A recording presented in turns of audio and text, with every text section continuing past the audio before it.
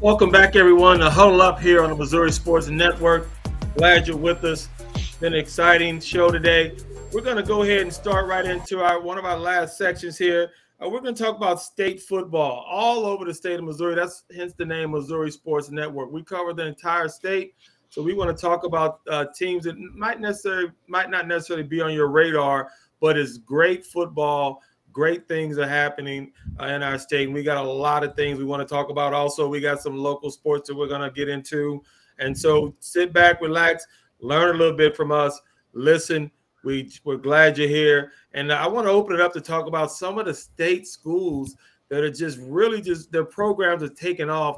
And it's exciting times here in the state of Missouri. Great football being played here. And I'm excited to talk about it. DA, give me a little bit of give the audience a little taste of what they can go out and see on a weekday, on a weekend here in Missouri when it comes to college football. Yeah, college football. Obviously, Missouri State. We talked about them, ranked number 5 in NCAA D1, FCS. In Division II, Northwest Missouri State, household name in Division II national rankings. They come in this week at number 3.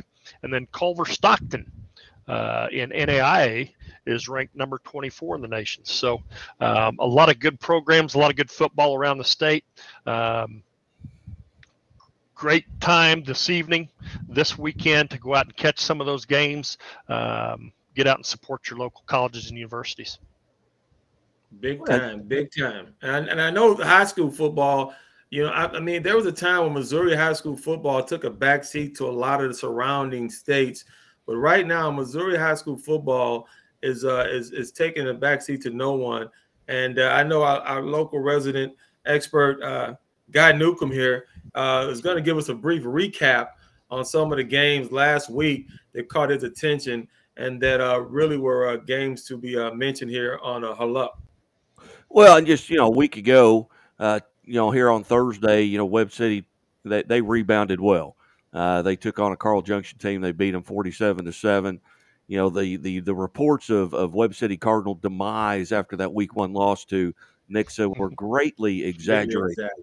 And, then Willard, who had, they'd scored 72 points in that opening round or opening week game with Neosho, a Willard team that scored 85 points all of last year, scored 72 in their opening game. Now, they went and took it on the chin a little bit to Joplin. Willard's going to struggle in the COC, but Frank Tristan, their second-year head coach, he's done a great job, trying to get numbers out. He's got a good quarterback in Roten, who is a household name around here when it comes to quarterbacks there at Willard. And then you had, maybe a little bit of a surprise is Jeff Shore at Camdenton has already announced that this will be his final year. There's been a Shore walking up and down that sideline at Camdenton for 50 years in Southwest or at Camdenton, and they go to Kickapoo on the road, and a Kickapoo team that had a lot of guys coming back. They've got great numbers out. Nate Thomas does a great job at Kickapoo, a Kickapoo team that was up 21-3. And I know, Johnny, you were at that game, but Camdenton comes back. They get the touchdown, a 2-point conversion to cut it to 21-11. Then they go on and finish out the game and win 24-21. That was a little bit of a surprise. And then Glendale and West Plains, those were 2 games in town last week that featured probably the top 4 contenders in the Ozark Conference. And Glendale and Kickapoo, the 2 home teams, both lose late in those games. So some great games going on in Southwest Missouri, and specifically in the 65806 area code, there in Springfield. So I know, Johnny, you were at that game. Your daughter's in the band there at Kickapoo, so you got to take in a little bit of that. What was that atmosphere like? It's a great atmosphere. I played with Jeff Shore at Missouri State SMS back in the day, so I knew the way he was conducting himself on the sideline. He wasn't scared being down 21-3 in the third quarter. He kept pounding it, kept doing that quarterback draw, kept running it up in there, giving them. Kickapoo had a couple of injuries on their defensive line, and which I knew was going to hurt them. But and so he stuck to the plan with what good coaches do. He stuck to the plan, got a late score. His son, Bear Shore. I wonder where he got that name from. Bear Shore made a couple of good throws, and they were able to come out. It's a great atmosphere. I just love there's something about going to a high school football game that if you don't get the chills and if you don't want to go back and do it all over again, you must either you didn't play or you didn't understand it when you did. Because seeing those guys, those kids, those young men compete was something special. But yeah, it was a great time. It was a great time, great atmosphere. And yes, I had my binoculars and I was watching a specific young lady in the band do her thing. I was so proud of her. But with that being said, I also understand some of the other sports around, and I know there were some big upsets, if I'm not mistaken, as far as volleyball concerned on a local level. Guy at Austin, let's start with you. I know you cover a lot of volleyball. Tell us a little bit about it, then we'll go to Guy. I know there's some games that you guys are very excited about, and I think that our viewers really want to hear about. I haven't seen a lot this past week. I know that this coming weekend on Friday and Saturday, there's going to be a big volleyball tournament down in Cape Girardeau, the Dig for Life tournament. I know that Summersville goes just about every year, and there are teams from all over, class 1 through 6, and it's a good opportunity for teams that are smaller and teams that are bigger to kind of see each other, get that adjustment. I mean, I've been following not just Summersville volleyball, but the area, the Big Springs Conference, and around that, Mountain View, Houston, all of those towns. And there are some teams that they go down there struggling. They come back and they look like a completely different volleyball team. That's kind of the benchmark early on in the season. I think that's going to tell a lot about a lot of these teams. I know Mountain View is going, Houston's going, Licking, Winona, everybody around my area, all of those teams, that we talked about last week that I said watch out for. They're all going to be there. They're going to play each other. So it should be a great weekend of volleyball down there. Well, in volleyball, Austin, in your area, volleyball is king. I mean, you don't have teams that are stretching out on in front of the Friday night football lights down in that area. People are going in the gym. They're smelling that popcorn. They love their volleyball, and hence you've got that atmosphere. Winona has been to several state championships. Mountain View, Liberty. I know we talked about this last week. We're in the Springfield area.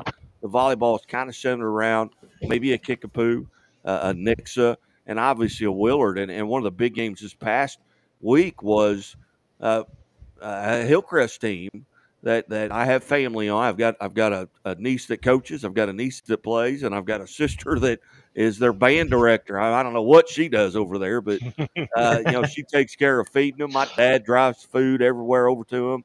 They get a huge win over a Willard program that they haven't taken to 3 sets in more than since 2009. I mean, that's 13 years ago, and they went 3 with them. That was it. They didn't win.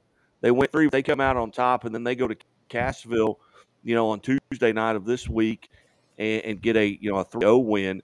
And that's a Hillcrest team that could make some noise in the postseason because they're just Class 4, so they don't have to meet the Kickapoos and the Nixas, went down the road. Now, the problem is that district across from has got Elias Catholic in it. So if they win that district, then they're going to face a nationally ranked Elias Catholic team that's really good. But no, it was a lot of fun this week. And then you look at the softball tournaments. Morrisville. You think of Morrisville. You think, do they have Wi-Fi? Well, they're lucky they even get the mail, let alone Wi-Fi. But they had a huge softball tournament. Where they had Carthage come in. They had a battle out of Columbia come down. They had Glendale. They had Camdenton in, and a little bitty team out of Sherwood wins that tournament. A little Class 1 team comes down. Paul coaches there, and I know Johnny knows Paul. We had some time to visit with him here last fall, but they come down and they win that tournament. They win it going away. So softball, volleyball, those are things. Hey, if it's not Friday night, there's still going to be things you can get out to. You can go out and support the kids. This is a lot of these kids were freshmen, sophomores when COVID hit. They lost those seasons, and so they are really putting out right now this year. This has been the first year we're really in the fall that COVID really has not been mentioned, and people aren't wearing masks unless your last name is Keith Newcomb.